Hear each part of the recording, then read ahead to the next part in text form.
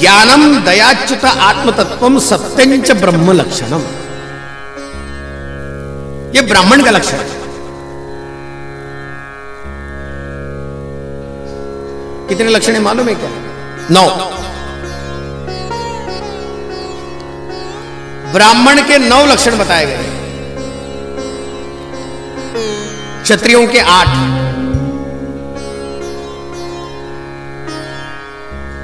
एक बात ध्यान में रखना, जो जितना उच्च पद पर रहता है उसके जीवन की जिम्मेदारी उतनी ज्यादा होती है। उच्च जाति में जन्म लेना भी ऊंच नीच की बातें नहीं कह रहा हूं, लेकिन अगर हम स्वयं एक श्रेष्ठ कुल में जन्म लिए हुए हैं तो हमें भी हमारे जीवन में उतनी ही जिम्मेदारी के साथ में जीना चाहिए।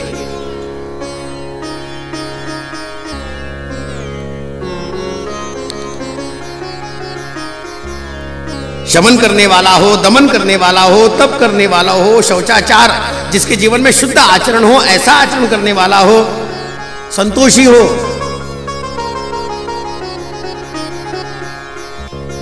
आर्जव क्षमाशील हो।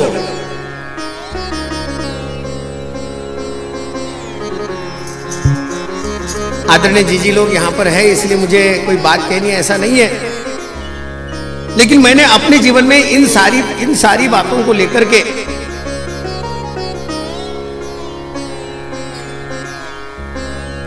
आदरणीय जीजी के पूज्य पिताजी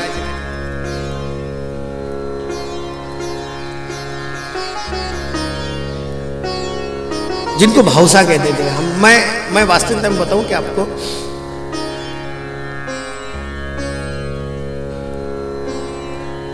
यही प्रसंग था।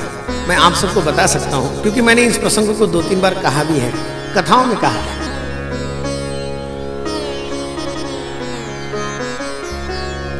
अब जीजी का संबंध मेरा आज का थोड़ी ना है, लेकिन वो जब भी था तब एक बार में कथा आरवी में हुई थी। कुछ नहीं था उस समय पर, एक ढोलक के ऊपर कथा हुई थी।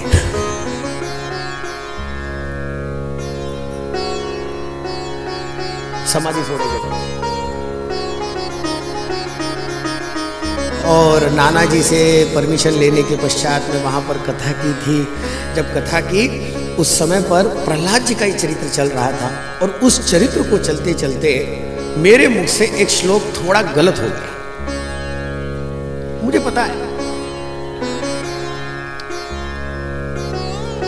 और भावसा सामने बैठे थे। नहीं नहीं नहीं नहीं 3 बार उन्होंने नई नई शब्द कहा। माजी तो एकदम, वो विद्वान थे, पूजनीय डोंगरे जी महाराज की, मैंने उनकी भागवत जी की मूल कथा को देखा है। कथा होने के पश्चात में उनके पास में गया, मैंने भावसा क्या गलती हो गई? बोले वो श्लोक थोड़ा सा जरा,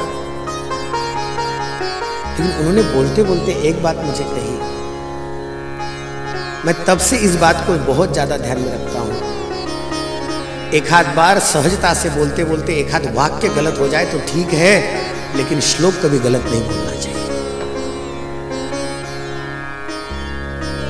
श्लोक का मंत्र का जाप भी कभी गलत नहीं होना चाहिए, श्लोक भी कभी गलत नहीं होना चाहिए। ये क्यों?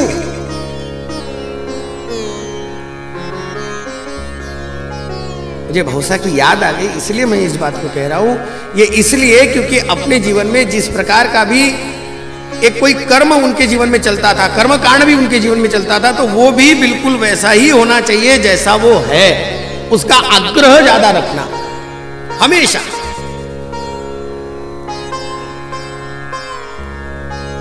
संध्या का समय कौन सा होना चाहिए, ये मैं इसलिए कह रहा हूं क्योंकि हम सब आजकल जिस वातावरण में जी रहे हैं ना, उन समूचे वातावरण में हम हमारे ही कर्म को, हमारे ही नियमों को हम अपने ही हाथों से रौंद रहे हैं। ध्यान में रखना।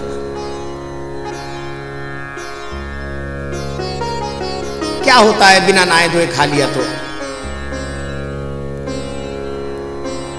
क्या होता है स्वयं चप्पल ही पहन करके स्वयं खा लिया तो? आजकल तो सब तरफ बफे वगैरह, सारी दुनिया नरक में जाएगी, क्या हम भी जाएंगे? एक बात अवश्य ध्यान में रखना, अपने जीवन में किस प्रकार का आचरण होना चाहिए, श्रीमद् भागवत के 11वें, 12वें और 13वें, 13, 14, 15 इन अध्यायों में, सप्तम स्कंद के अध्याय में इस बारे में पूर्ण रूप से चर्चा है। ये साधारण बात नहीं है।